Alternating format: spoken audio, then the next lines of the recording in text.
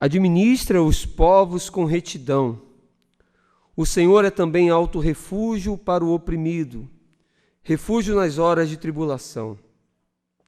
Em ti, pois, confiam os que conhecem o teu nome, porque tu, Senhor, não desamparas os que te buscam. Cantai louvores ao Senhor, que habita em Sião. Proclamai entre os povos os seus feitos, pois aquele que requer o sangue lembra-se deles e não se esquece do clamor dos aflitos. Pai, nos abençoa uma vez mais com a Tua palavra. Fala aos nossos corações com a Tua palavra que é vida, que é viva, que é eficaz. Que possamos todos, ó Deus, sair daqui esta noite na certeza que foi o Senhor e não o homem que falou aos nossos corações. Fale a nós não aquilo que nós queremos talvez ouvir, mas aquilo que precisamos e necessitamos ouvir para o alimento na nossa caminhada. Em nome de Jesus, nós nos rendemos diante da Tua palavra e estamos dispostos, quebrantados, prontos para ouvirmos a Tua voz. Em nome de Jesus nós choramos. Amém. Queridos, eu estava meditando nesse texto,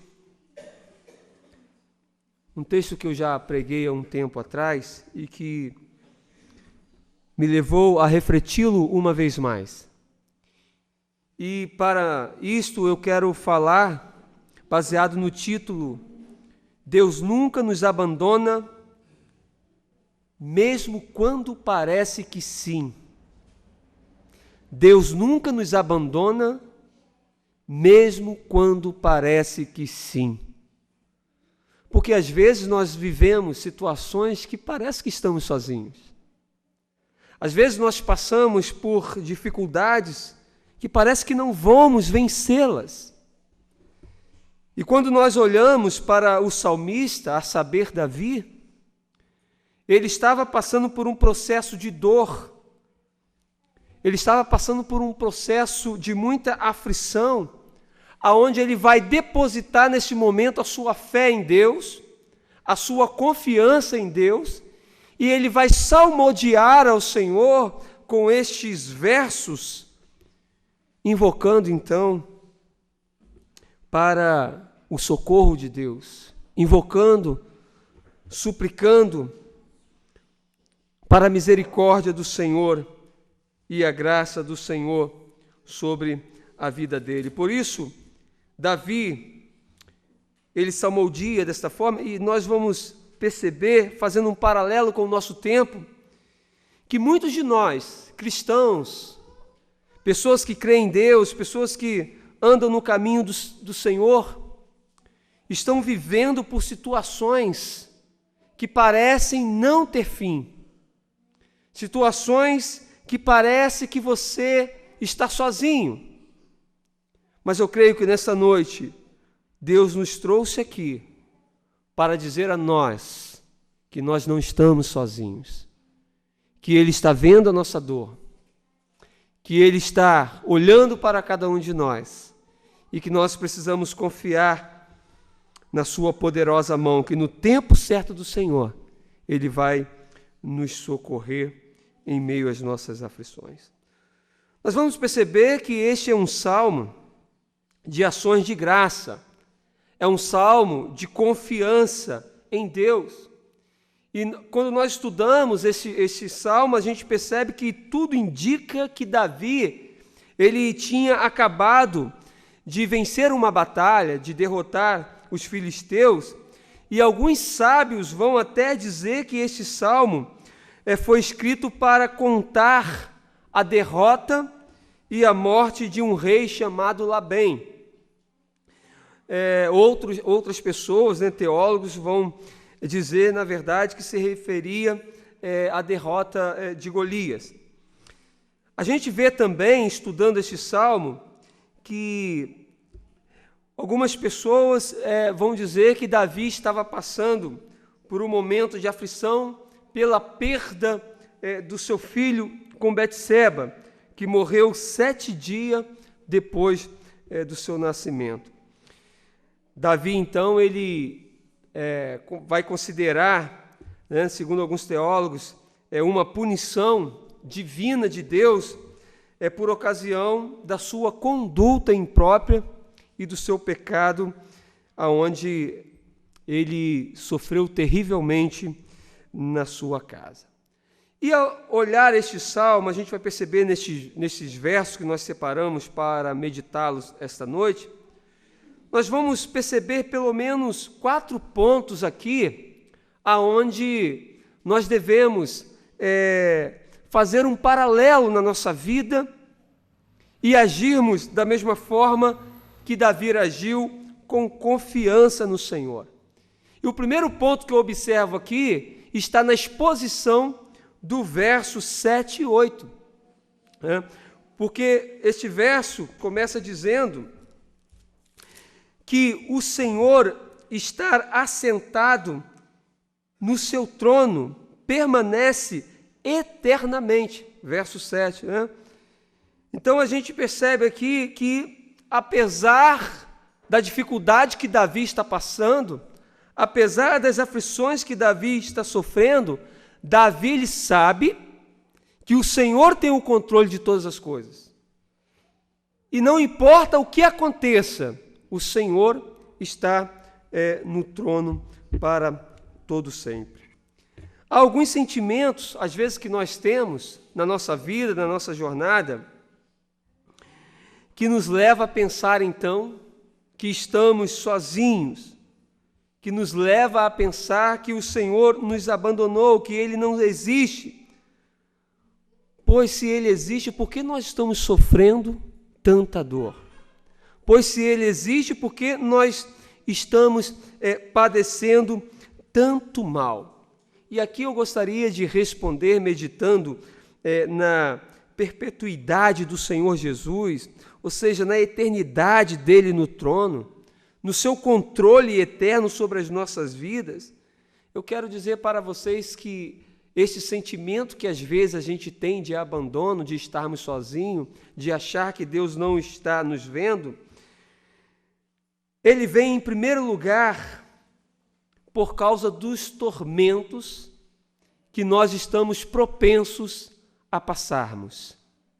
Ou seja, Davi está atormentado, sofrendo. E a gente percebe que o tormento, ele também vem sobre a nossa vida. E ele vem por causa, em primeiro lugar, das circunstâncias adversas. Coisas que você não estava esperando, e que veio e aconteceu na sua vida, e te trouxe dor, e te trouxe sofrimento. E então você passou a viver um tempo de tormento, por uma circunstância adversa. Mas o tormento também vem por aquilo que nos aflige, tem nos afligido talvez por muito tempo, por uma situação mal resolvida, que nós não conseguimos resolver e que aquilo está sempre nos machucando. E a gente então vive um tormento por algo que nos aflige. E em terceiro lugar, nós somos atormentados também por causa da opressão do inimigo. Perceba que Davi estava vivendo um tempo de guerra, de muitas guerras, tanto na sua casa quanto os seus inimigos, os inimigos de Israel. E muitas das vezes nós vivemos as nossas guerras, aonde nós somos oprimidos pelos inimigos, a saber, a opressão maligna, que muitas vezes nos fazem sofrer.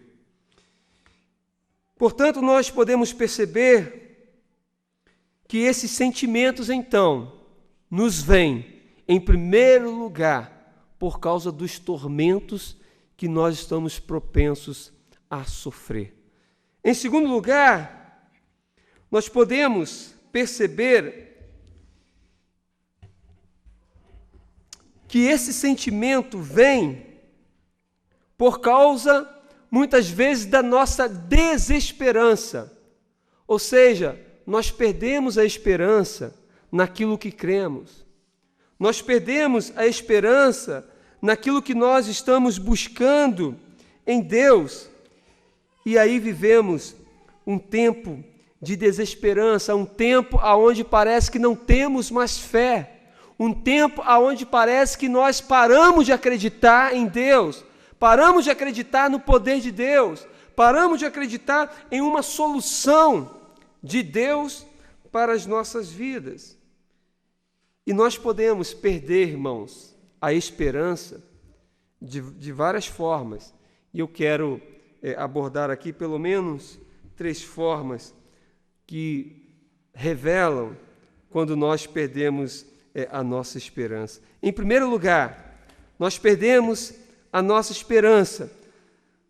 Nós nos encontramos desesperançosos quando nós olhamos para o nosso problema e não encontramos uma solução para eles.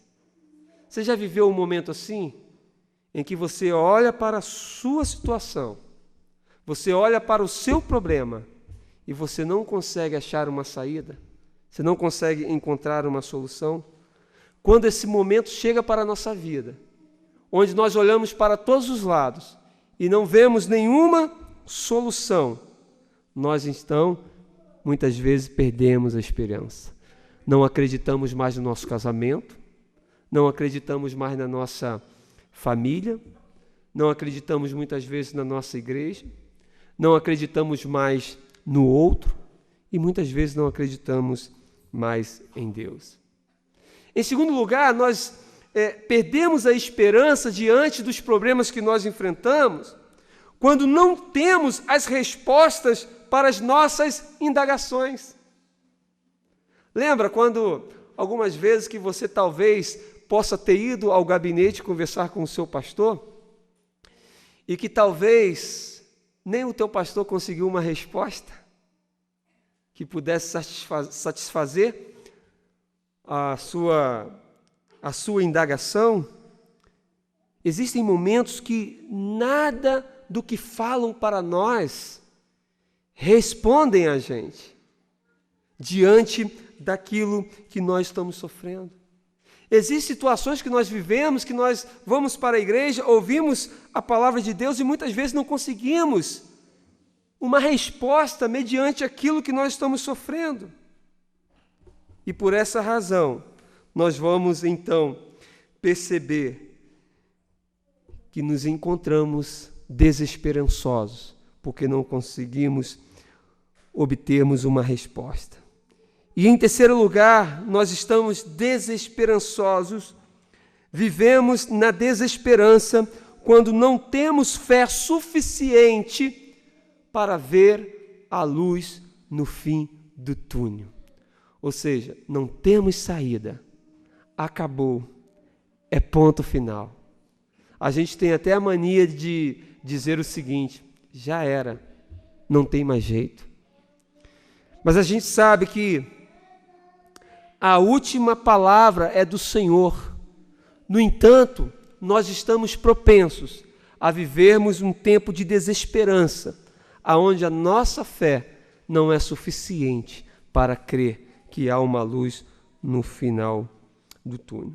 Então a gente percebe que esse sentimento, de angústia, de desespero, nos sobrevém, em primeiro lugar, nos momentos de tormentos, e você viu as formas com que somos atormentados. Em segundo lugar, nos momentos de desesperanças, você viu as formas com que nós nos encontramos desesperançosos. E em terceiro lugar, nos momentos de fracassos. Talvez você não saiba, mas nós também passamos por momentos de fracassos. Talvez você não saiba, mas nós também perdemos batalhas. Talvez você não saiba, mas nós também vivemos lutos e perdemos entes queridos. E quando nós sentimos esse sentimento de estarmos fracassados, mesmo tendo um Deus todo-poderoso que é forte e invencível, podemos destacar aqui, em primeiro lugar, quando não temos forças para lutar e ânimo para continuar a jornada. E aí nós nos sentimos fracassados. Nós queremos desistir, porque não cremos, não temos mais força, não queremos mais lutar e desistimos da nossa bênção, da nossa vitória. Portanto, nós nos sentimos fracassados quando bate esse desânimo, quando não encontramos nenhuma força em nós para continuarmos na nossa caminhada. E às vezes estamos com o pé mais lá no mundo do que com o coração na presença de Deus. Mas em segundo lugar, a gente vai perceber que nós nos encontramos nesse estado de fracasso, de sentimento de que estamos fracassados, quando desistimos de tudo e de todos.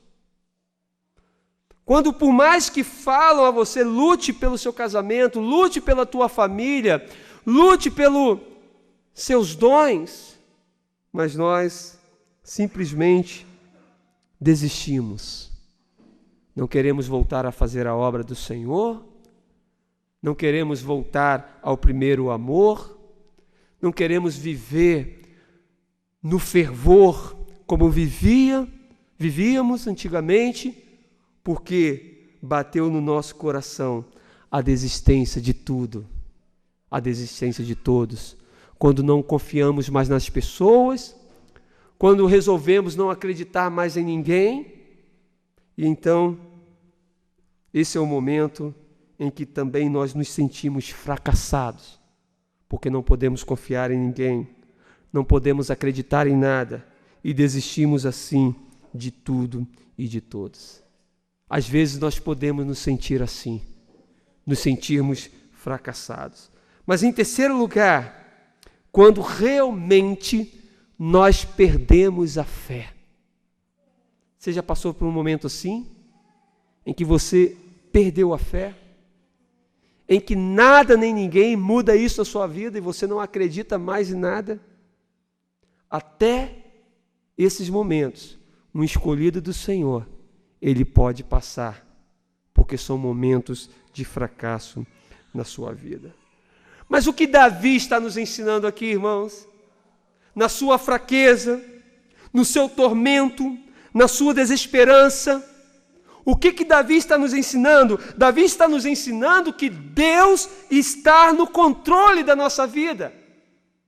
E mesmo que você não tenha fé, mesmo que você esteja vivendo tormentos, mesmo que você esteja vivendo desesperança, mesmo que você esteja passando um tempo de fracasso na sua vida, nesta noite você pode olhar para o céu e saber que Deus está no controle. Por mais que você tenha perdido o seu controle, por mais que você tenha feito besteiras, Deus continua no controle. Quando você olha para algumas citações na Bíblia, você vai ver que Jó passou por tormento terrível. O tormento de Jó foi tão terrível, mas esse tormento não matou a ele. Você vai ver lá em Jó capítulo 19, versículo 25, Jó ele vai dizer assim: porque eu sei que o meu Redentor vive e que por fim se levantará sobre a terra. E ele está atormentado.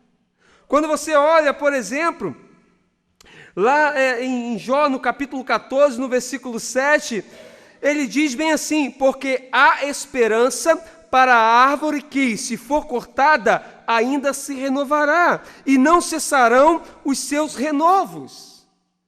Perceba que no momento de esperança, de desesperança, Jó, ele profetiza a esperança.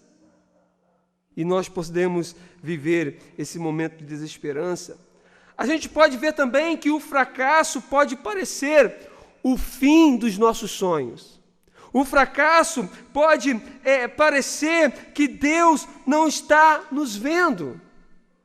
Mas o que eu aprendo aqui com Davi, pelo que ocorreu na vida de Davi, que Deus, Ele faz dos nossos fracassos um trampolim para o sucesso dos seus escolhidos. Olha só o que diz lá em Joel, capítulo 3, versículo 10. Diga o fraco, eu sou forte. Você se sente fraco no seu momento de luta, de dor? O Senhor te diz, diga ao fraco, eu sou forte. Você vai ver também que Paulo, ele fala lá em 2 Coríntios, capítulo 2, versículo 10, ele diz o seguinte: por isso sinto prazer nas fraquezas, nas injúrias, nas necessidades, nas perseguições, nas angústias, por amor de Cristo. Porque quando estou fraco, então sou forte. Então nós podemos viver, irmãos, momentos de tormentos, momentos de desesperanças e momentos de fraqueza. Mas em todos esses momentos, o Senhor jamais perde o seu controle sobre a nossa vida, ainda que nós perdemos o nosso controle. O que a gente percebe então, na parte B do verso 7, que Deus ele permanece no seu trono eternamente, trono que erigiu para julgar. No versículo 8, ele mesmo julga o mundo com justiça, administra os povos com retidão. O que a gente percebe aqui, irmãos, que tudo está no controle de Deus e, portanto, tudo está preparado para que nós, aquele e aquela que esteja vivendo momento de dor, momento de tormento, momento de desesperança, momento de fracasso, deem a volta por cima. Deus te trouxe aqui para te dizer, ainda que você esteja sofrendo, Ele está no controle da sua vida e você vai dar a volta por cima. E a gente vê que existe um trono que é sobre todos os tronos e não há nada que nós podemos fazer ou que o homem possa fazer para mudar essa realidade. Ou seja, a nossa vida não está nas mãos de um governo humano, a nossa vida não está direcionada, erguida na nossa capacidade de ser, mas a nossa vida está sendo dirigida pelo Senhor. Ele tem o controle de todas as coisas. Ainda que muitas das vezes desobedecemos a sua palavra, ainda que muitas das vezes nós desviamos do seu caminho, mas aquele e aquela que é um escolhido do Senhor, está sob o controle de Deus e o Senhor está nos guiando para todo sempre. O segundo ponto que nós percebemos aqui está no verso 9, que diz o seguinte: o Senhor é também alto refúgio para o oprimido, refúgio nas horas de tribulação. Então, primeiro ponto, nós percebemos que o Senhor está no trono eternamente, Ele tem todo o controle, e agora nós vamos perceber no versículo 9 que o Senhor também é um alto refúgio. E aqui está o segundo ponto da nossa mensagem, porque mesmo que passemos por tribulações, mesmo que passemos por traições, rejeições, momentos difíceis, sabemos que podemos ter o refúgio do Senhor. Sabemos que todas essas coisas nós vamos passar na nossa vida, mas sabemos que podemos contar com o alto refúgio do nosso Deus. E por que podemos perceber esse alto refúgio, saber da existência, confiar na existência desse alto refúgio? Em primeiro lugar, ele é alto porque está acima de tudo, como nós falamos, não existem outros tronos acima do trono de Deus. Ele é alto porque é eterno e não é temporal. Ou seja, Deus não está no controle por algum tempo da nossa vida, por algum momento que você esteja vivendo bem, feliz. Mas Deus está no controle das nossas vidas em todo o tempo, eternamente. Mas Ele também está no controle da nossa vida, porque Ele pode trazer mudança e vida nova para cada um de nós. Se você deseja isso, irmãos, hoje é o dia em que você pode confiar no alto refúgio do Senhor para a sua vida. E nós vamos perceber aqui, em primeiro lugar, dentro desse ponto onde ele é um alto refúgio, nós vamos perceber nesse verso que nós lemos, que ele é refúgio, em primeiro lugar, para o oprimido. Perceba que o verso 9, ele nos diz: o Senhor também é alto refúgio para o oprimido. Isso significa que nós podemos estar oprimidos em muitos momentos de nossas vidas. E por isso, Davi ele está dizendo: eu estou oprimido, eu estou passando por um momento de opressão, mas o Senhor é um alto refúgio. A pergunta que nós fazemos, para nós que somos de Cristo: quando nós estamos oprimidos? Quando nós ficamos oprimidos? Primeiro, eu diria para você que nós estamos oprimidos quando nós estamos debaixo de um jugo, quando nós estamos sofrendo um peso nas nossas costas, quando nós estamos carregando jugo pesado. E para isso, Jesus, ele disse lá no Evangelho de Mateus, no capítulo 11, versículo 28, ele vai dizer o seguinte: vinde a mim, todos os que estáis cansados e oprimidos, e eu vos aliviarei. Nós podemos muitas vezes estar sob um jugo pesado da religião. Nós podemos estar muitas vezes sob um jugo pesado do governo, da política. Ou podemos estar muitas vezes oprimidos por um jugo pesado do nosso pecado. E então nós sofremos e nos encontramos oprimidos na nossa vida. Nós vamos perceber que nós estamos, então, oprimidos quando estamos debaixo de um jugo, mas também, em segundo lugar, nós nos encontramos oprimidos quando nós, cristãos, estamos debaixo do ódio, estamos debaixo da raiva, estamos debaixo do rancor, porque isso acontece conosco também. Muitas vezes nós estamos vivendo uma opressão na nossa vida porque não conseguimos perdoar. Muitas vezes nós estamos vivendo uma opressão na nossa vida porque não conseguimos caminhar junto com o outro, porque não esquecemos daquilo que fizeram a nós. E aí, Jesus continua em Mateus capítulo 11, e agora no versículo 19, aonde ele vai dizer o seguinte: tomai sobre vós o meu jugo e aprendei de mim, que sou manso e humilde de coração, e encontrareis descanso para as vossas almas. Quando nós estamos oprimidos, meus irmãos e minhas irmãs, quando nós vivemos muitas vezes debaixo de um jugo, quando nós vivemos muitas vezes debaixo do ódio, da raiva, da intolerância. Mas em terceiro lugar, nós estamos também oprimidos quando estamos na mão do sistema. Quando nós estamos em uma situação, esse tempo eu estava falando com o irmão, conversando com o irmão aqui, e o irmão estava falando sobre o sistema, muitas vezes, de transporte, de caminhão, está tão corrompido que por mais que você queira viver e andar corretamente, você é obrigado pelo sistema a fazer aquilo que é errado. E então nós nos encontramos muitas vezes oprimidos pelo sistema que nos cerca.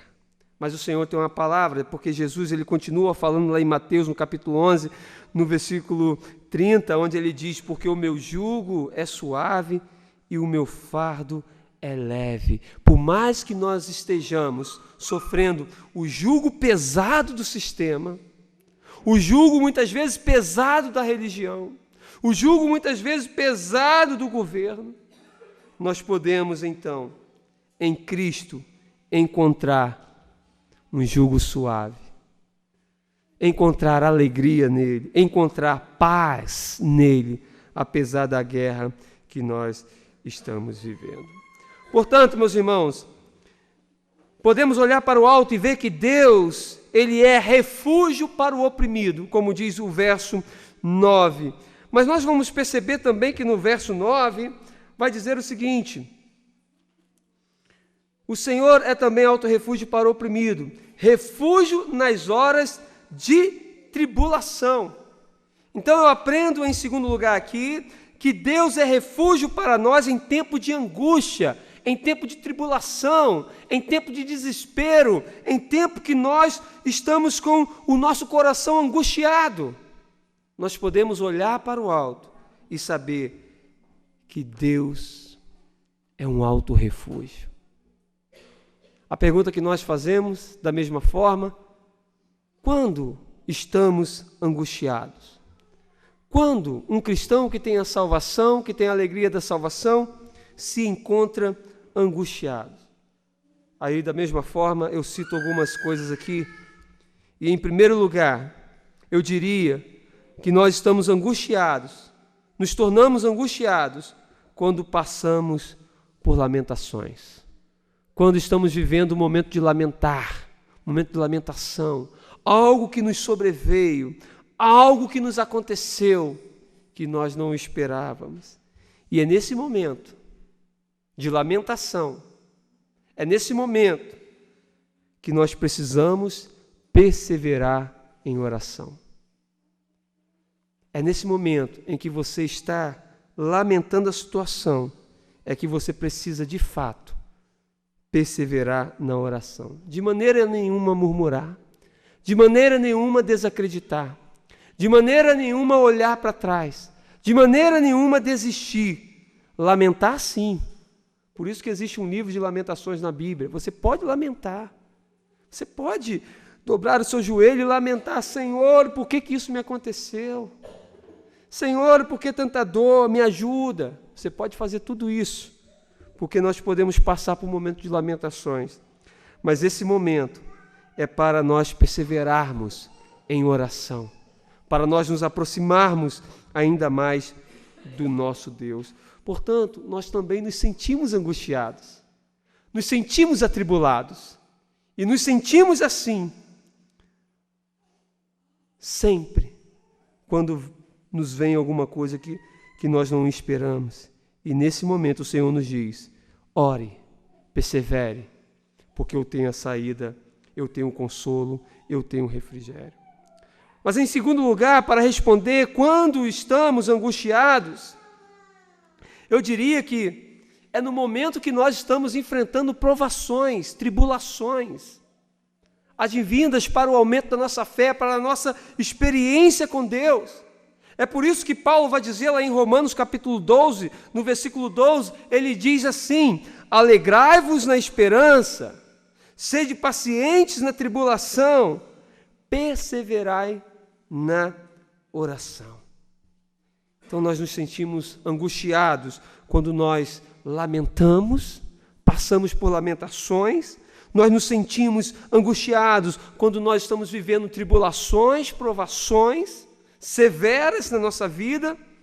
E em terceiro lugar, quando nós passamos por mágoas, quando nos magoam, quando nós somos feridos, atacados muitas vezes pelos nossos próprios amigos, irmãos. E nesse momento, é o momento que nós precisamos aprender a perdoar aquele que nos ofendeu. É nesse momento que nós precisamos aproveitá-lo para aprender a amar aquele que nos odeia. É nesse momento que nós precisamos abraçar, ainda assim, aquele que nos magoa. Por isso que Jesus, na oração que ele ensina lá em Mateus capítulo 6, versículo 12, ele diz o seguinte: e perdoa-nos as nossas dívidas, assim como nós perdoamos aos nossos devedores. As pessoas vão te ferir, as pessoas vão te machucar, Você vai ser ferido, você vai ser magoado. Mas você precisa amadurecer e entender e aprender que isso é inerente ao humano, né? E nós precisamos perdoar, porque quando nós perdoamos, quando nós desculpamos aquele que nos ofende, nós estamos sarando a nós mesmos. Porque se você ficar com a mágoa no coração, você vai ficar doente, você vai sofrer muito mais do que a pessoa que te magoou. E é um tempo de muitas feridas, é um tempo de muita discórdia, é um tempo de muitos conflitos no meio do povo de Deus. As pessoas não conseguem mais comer junto, as pessoas não conseguem mais caminhar junto, as pessoas são individualistas, as pessoas só pensam em si mesmas. Então, nesse tempo, nós precisamos abraçar uma vez mais o amor ágape e entender que nós precisamos amar o próximo como a nós mesmos. Nós precisamos nos dar pelo outro, ainda que o outro nos fira muitas vezes. Amém, meus irmãos? Terceiro e último ponto para nós terminarmos. Verso de número 10 diz assim: Em ti, pois, confiam os que conhecem o teu nome, porque tu, Senhor, não desamparas os que te buscam. Desculpa, irmão, eu falei que é o terceiro ponto, mas falei que é o último ponto, mas é apenas o terceiro, o último é o quarto. Mas nós vamos correr um pouquinho aqui. Nesse terceiro ponto, nós vamos perceber que a confiança é pelo conhecimento de quem buscamos. Você confia porque você sabe a quem você está buscando. Davi, ele sabia quem era o seu Deus.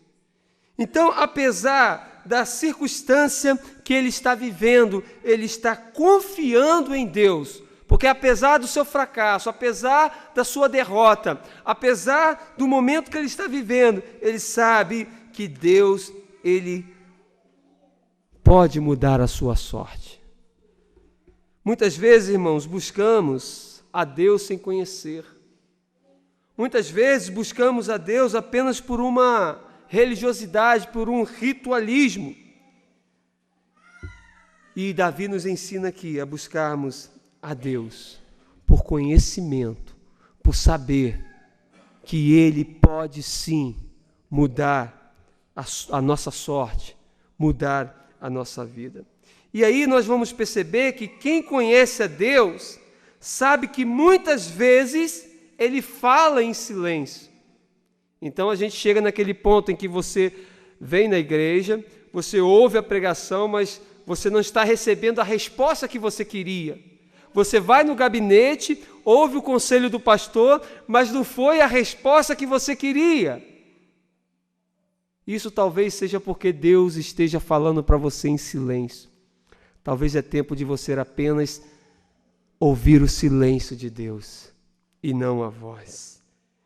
Portanto, quem conhece a Deus sabe que muitas vezes Ele fala em silêncio, Ele responde sem respostas, e assim é o nosso Deus. Mas em segundo lugar, nós vamos perceber que quem conhece a Deus confia em Deus, não se desespera e não se abate e nem desiste. A pessoa que realmente conhece a Deus, ele confia em Deus, ele não se abate, mas ele insiste na certeza de que Deus tem o controle da sua vida. E em terceiro lugar, quem busca Deus não é jamais desamparado. Ele está sempre crendo que, no momento certo, o Senhor vai agir na vida dele, na vida dela. Agora sim, último ponto para nós terminarmos, vamos ler juntos o verso 11 e 12, que diz assim, Davi ele vai dizer, cantai louvores ao Senhor que habita em Sião, proclamai entre os povos os seus feitos, pois aquele que requer o sangue, lembra-se deles e não se esquece do clamor dos aflitos. Último ponto aqui de observação nesse texto é que o Senhor se lembra dos seus. Nós começamos essa mensagem abordando o tema: Deus nunca nos abandona, mesmo quando parece que sim. E aqui Davi está nos mostrando que o Senhor se lembra daqueles que são seus, mesmo quando tudo está parecendo que é o fim, mesmo quando tudo está parecendo que está acabado. Mas o salmista diz: Deus está se lembrando. Aí ele vai dizer no verso 11: cantai louvores ao Senhor por causa disso. Proclamai. Ou seja, não importa, irmão e irmã, o seu presente, não importa o seu passado, não importa o seu momento, não importa os projetos que para você estão frustrados, não importa o futuro, apenas louve ao Senhor, como Davi está nos ensinando. Apenas adore ao Senhor. Apenas viva a sua palavra. Cante louvores ao Senhor, porque Ele vai se lembrar de você. Ele vai se lembrar da sua dor. Não de forma como que se Ele tivesse esquecido, e então Ele está lembrando, porque Deus é onipotente, mas é pelo fato de Ele estar usando essa situação que você está vivendo para te fazer algo novo, para te fazer crescer de alguma forma, para te fazer ter experiência com Ele. Portanto, a ordem de Deus para você que sofre, a ordem de Deus para você que esteja passando por algum tipo de provação: cantai louvores ao Senhor. Proclamai. E aí no verso 12, Davi diz: lembra-se deles.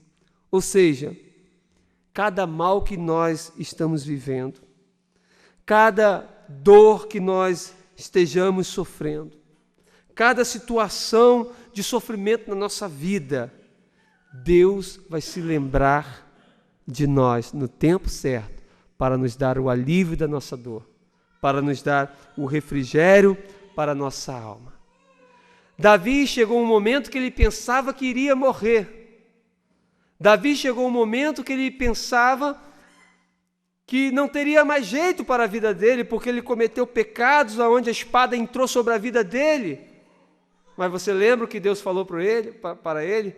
Por causa do teu arrependimento, você não morrerá.